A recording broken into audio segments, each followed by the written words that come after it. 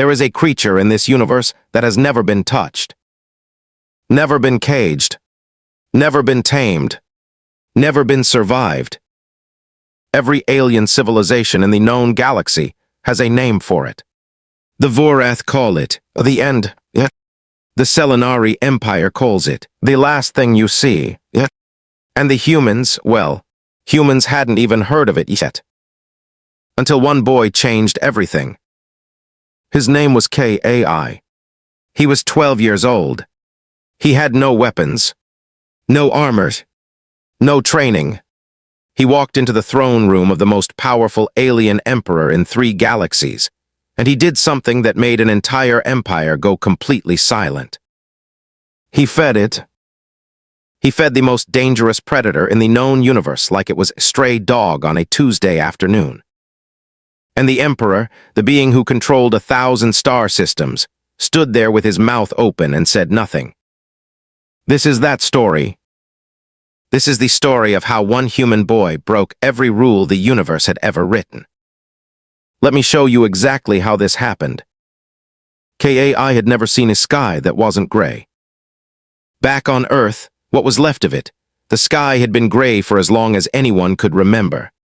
Gray clouds, gray buildings, gray faces, everything gray. The war between the Selenari Empire and the outer human colonies had made sure of that. 300 years of galactic expansion. 300 years of humans being pushed further and further to the edges of the known universe.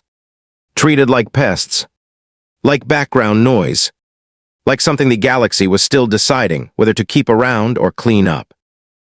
Kai grew up in a place called Sector 9. Not a city. Not really a village either. More like a collection of broken things that refused to fall apart completely. Old ship parts welded together to make walls. Cargo containers stacked on top of each other to make homes. His mom had died when he was 4. His dad disappeared into a Selenari labor draft when Kai was 7. After that it was just Kai. Backpack with 3 items inside, and whatever food he could find before someone else found it first. The 3 items in his backpack never changed. A small pouch of dried red berries from a vine that grew through a crack in the floor of the old sector market. A piece of cloth his mother had wrapped around his wrist the last time she held him. And a small hand-drawn map, though Kai wasn't sure what it was a map of. He had found it tucked into the lining of his father's old jacket. He looked at it every night before he slept. It made him feel like something was waiting for him somewhere. He just didn't know that something was going to be a galaxy-ending predator. It started the day the Selenari ships landed in Sector 9. They didn't come to help. They never came to help. They came with long silver rods and scanning equipment, walking through the sector in their tall white armor, pointing at humans like they were items on a list. Kai watched from behind a broken fuel tank as the soldiers moved through the crowd. People stepped back. Children grabbed onto their parents. The soldiers scanned and tagged and moved on. Then one of them stopped. He pointed at Kai. Kai ran. He was fast. He had always been fast. Growing up hungry made you fast. Growing up in Sector 9 made you invisible when you needed to be and lightning when you didn't. He slipped through gaps the soldiers couldn't fit through. He jumped walls they couldn't climb quickly. He cut through collapsed tunnel that only he knew was still passable if you breathed in and moved sideways. He ran for 20 minutes straight. And then he ran directly into the side of a Selenari transport shuttle. He woke up in a white room. No windows. No door he could see. Just a smooth white floor, a smooth white ceiling, a smooth white wall on every side. A soft hum in the air like the room itself was breathing. Kai sat up slowly. His backpack was still on his back. That was the first thing he checked. His hand went behind him automatically, fingers finding the worn strap, and he breathed. Okay. Backpack still there. A panel in the wall slid open. A Selenari official stepped through. Not a soldier, this one wore robes. deep violet robes with silver threading along the edges. He was tall, even for a Selenari.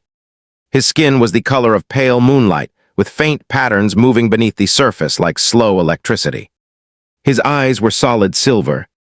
No pupils, just silver, all the way across. He looked at Kai, the way someone might look at something they found stuck to the bottom of their boot. "Human child," he said. His translator chip made his voice sound like two voices at once, layered over each other. "You have been selected." Kai stared at him. "Selected for what?" The official tilted his head slightly. Something that might have been amusement passed across his pale face. "You will be presented to the Emperor," he said. "As an offering."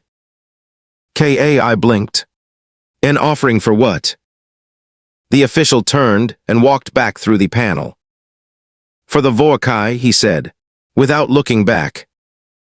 The panel sealed shut.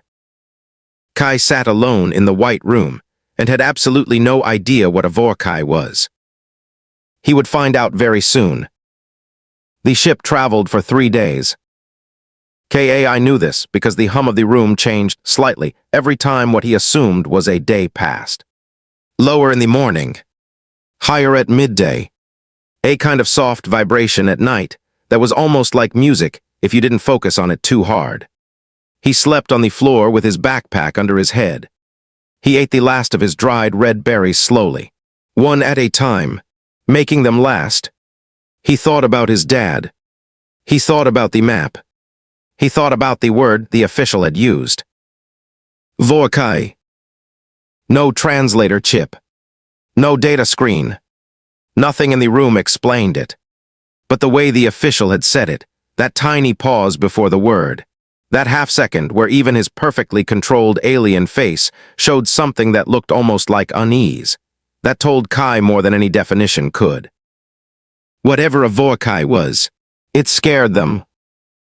And they were sending 12-year-old human boy to it. On the 3rd day, the room tilted slightly. A landing. When the panel opened again, 4 soldiers stood waiting instead of 1. They walked Kai through corridors that got wider and taller the further they went. Past alien officials who glanced at him and then looked away quickly. Past windows finally, windows that showed him a sky. Not gray. Gold. The planet was called Siravas, the capital planet of the Selenari Empire, and it was the most beautiful and terrifying thing Kai had ever seen. Towers made of what looked like solid crystal rose, so high they disappeared into clouds that glowed soft purple. The streets below were wide and perfectly ordered, filled with aliens in robes of every color, moving with the kind of purpose that came from living in a place where everything worked exactly as it was supposed to. Gravity sleds moved silently between buildings. Lights pulsed in organized patterns along the tower edges like a heartbeat. Everything about it said power. Kai pressed his hand flat against the window glass and stared. One of the soldiers said something sharp in Selenari. "Keep moving." They brought him to a room to wait. Bigger than the last one. This one had a bench along one wall, and a small circular window near the ceiling that let in a column of gold-colored light. Kai sat on the bench and put his backpack on his lap and held it with both hands. Another human was already in the room. She was older than Kai, maybe 16 or 17. She sat on the far end of the bench with her arms crossed and her eyes forward. Her clothes were similar to Kai's, worn, patched, built for surviving rather than looking good. Her hair was pulled back tight.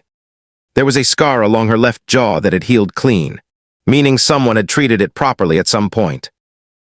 She glanced at him when he sat down, then back to the wall. "First time," she said. "Yeah," Kai said. "How old are you?" 12. She made a sound that wasn't quite a laugh. "They're getting younger." "What's a Vorkai?" Kai asked. She turned to look at him properly for the first time. Her expression was hard to read. Not cruel. Not kind either. Just flat in the way people get when they have felt too many things and decided it was easier to feel nothing. The Vorkai, she said slowly, is why we're here. She stood up and walked to the small circular window and looked up at the column of gold light coming through it. It's the Emperor's beast, she said. He captured it 30 years ago from the Veth Nebula. No one knows how. No one knows why. He keeps it in a chamber beneath the palace. Every few years he brings a group of outsiders, aliens, species he considers weak, and presents them to it. As food, Kai asked. She was quiet for a moment. As a test, she said. He says if anyone can tame it, he will grant them anything in the Empire. A planet. Freedom. Whatever they want. Has anyone ever tamed it? She looked at him. No one has ever survived it. Her name was Sable. She didn't say much after that, but she didn't need to. Kai sat with the information she had given him and turned it over in his mind the way he used to turn over broken machine parts in Sector 9, looking for the piece that still worked, the angle that still made sense.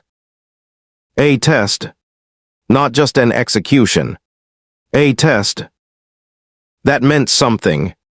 That meant the Emperor actually believed, or at least pretended to believe, that it was survivable. That someone, somewhere, might have a chance. Or maybe he just liked watching things try. Either way, the word test sat differently in Kai's chest than the word feeding would have. He could work with a test. When the soldiers came again, they walked Kai and Sable through a corridor that sloped downward. The air changed as they descended. Cooler, heavier, the kind of air that had been in an enclosed space for a very long time.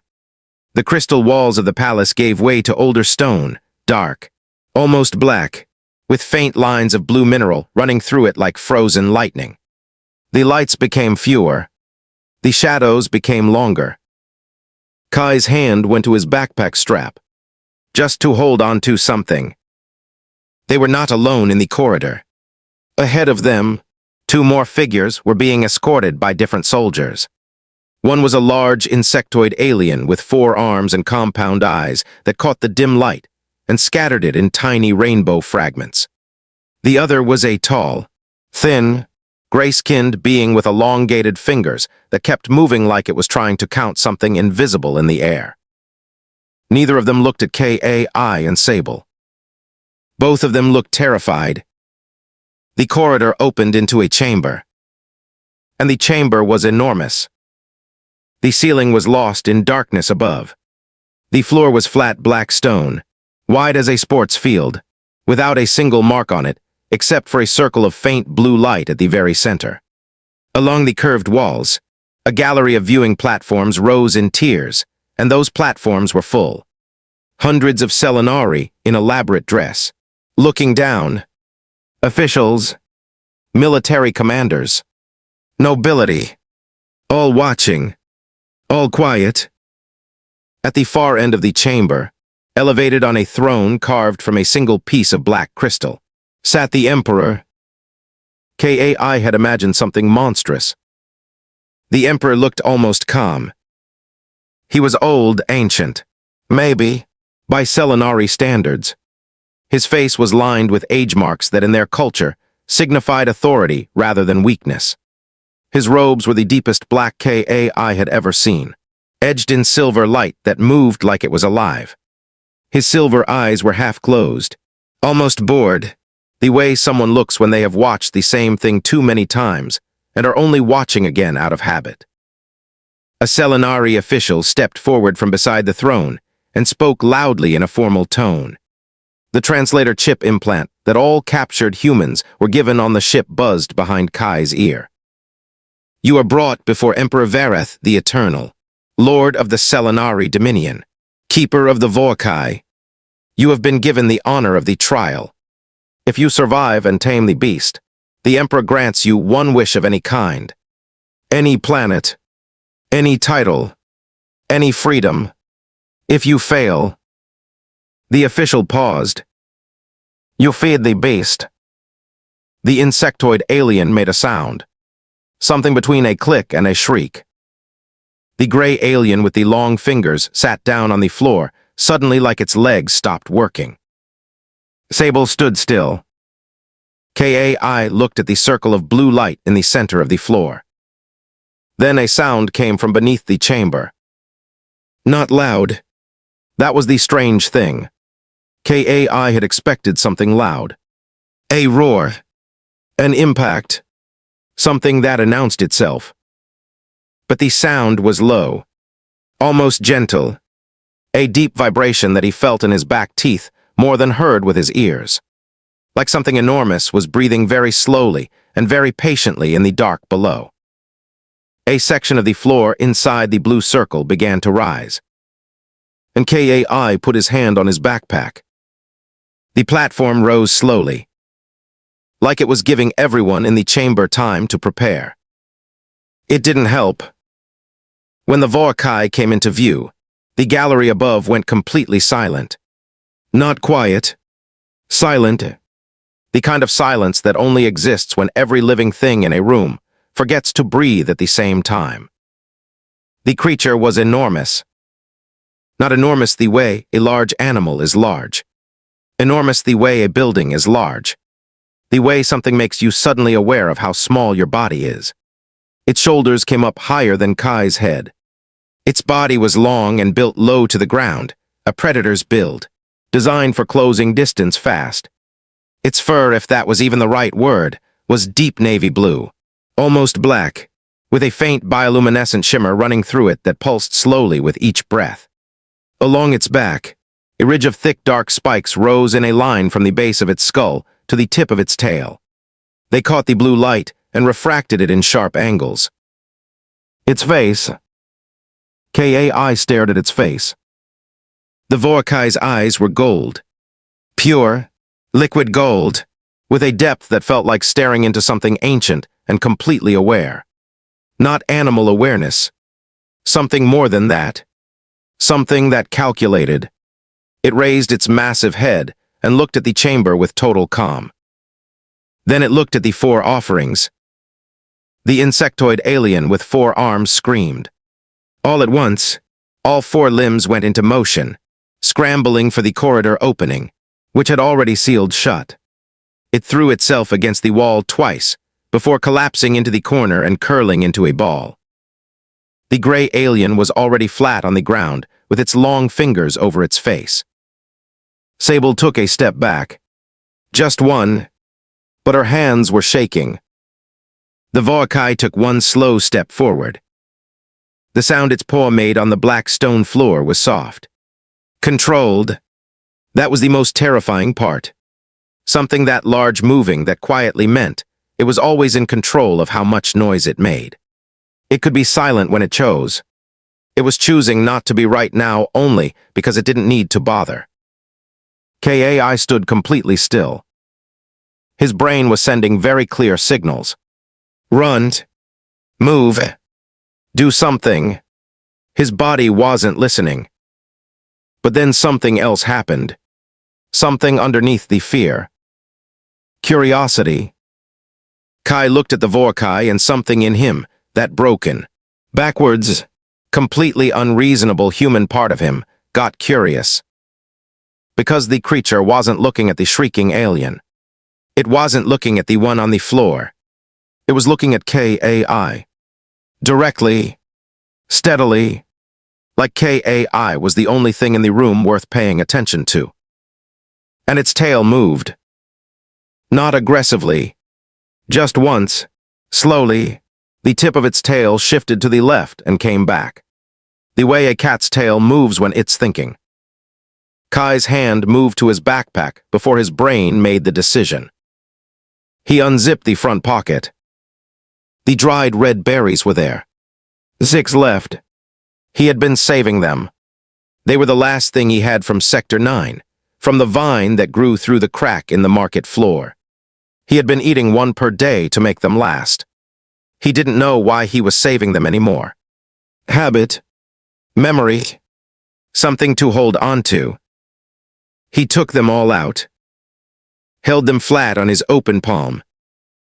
The entire gallery above leaned forward at once. Kai crouched down slowly, like he was trying not to spook a stray animal in an alley.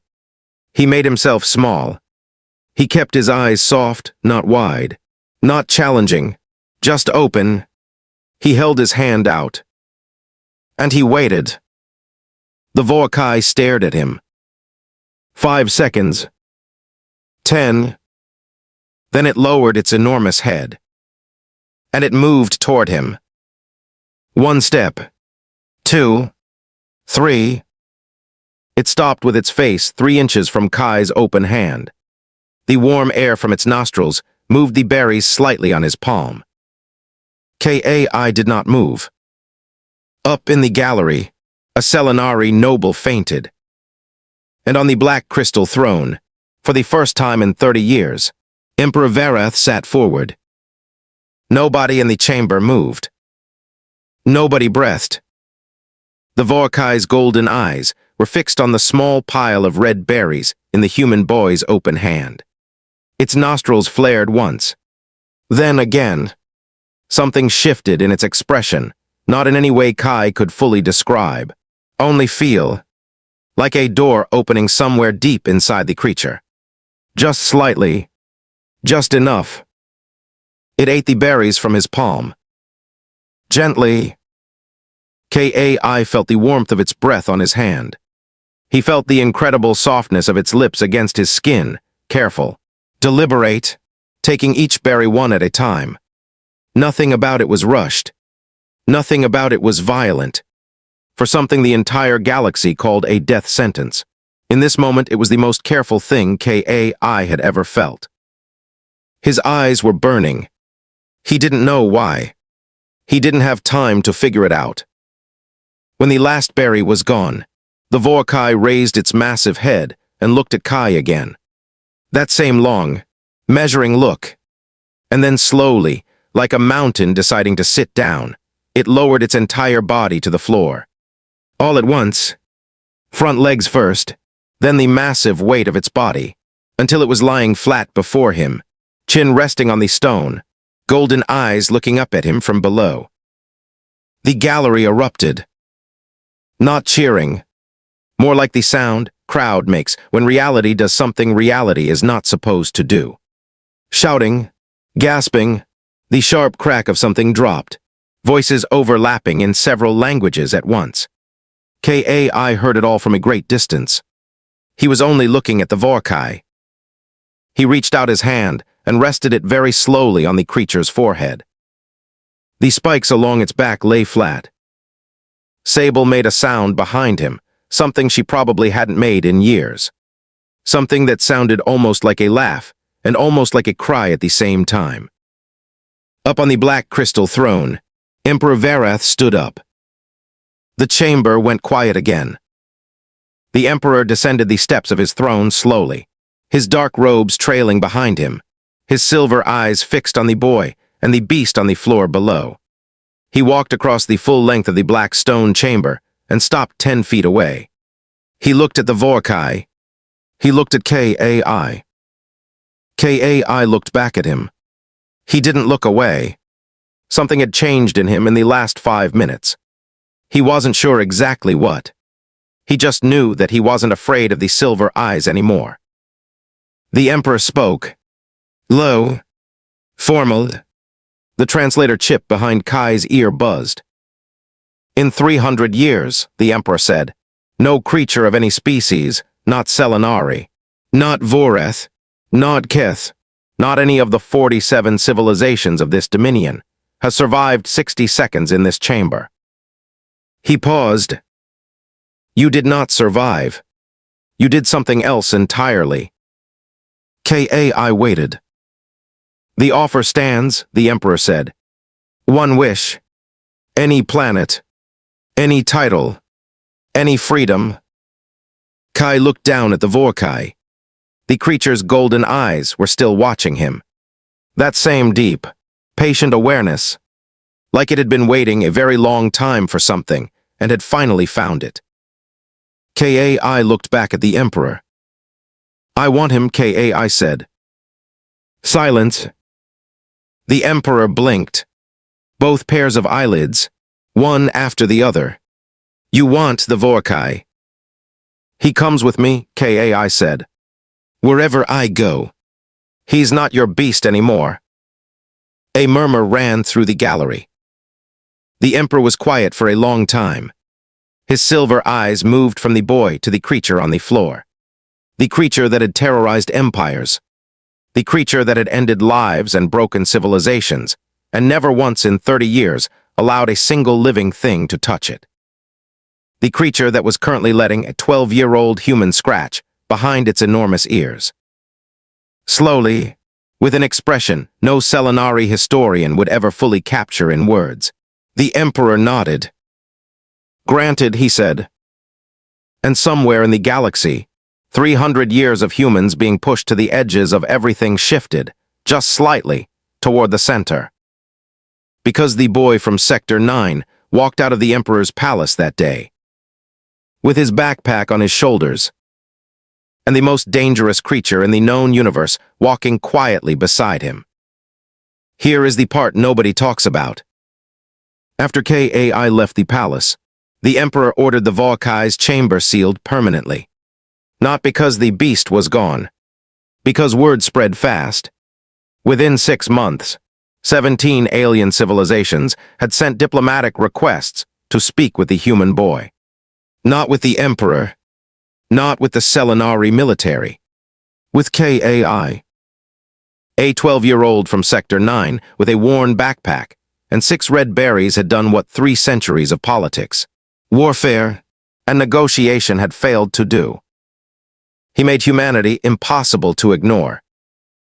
And here is the real twist. The map in his father's jacket, the one he had carried every day without knowing what it meant, was later identified by a Selenari archivist as a star chart. A map to the Veth Nebula, the exact location where the Vorkai had originally come from. His father had known. If this opened your eyes, stay with me, because what happened next is even bigger. So let's bring it all the way back. A boy with nothing. A creature that had never been survived. An empire that had written humans off completely. And all it took was 6 red berries and a hand held open. That is what this story is really about. Not power. Not weapons. Not armies. The thing that broke a 300-year pattern was something that no alien civilization had thought to try. Simple. Quiet. Patient kindness. Kai didn't fight the Vorkai. He didn't trick it. He just treated it like it deserved to be seen. And the whole galaxy had to rewrite its rules. If you felt something watching this, if this story hit different, hit that like button right now. It takes 1 second, and it tells us to make more stories exactly like this one. Subscribe and turn on notifications so you never miss a new upload from this channel.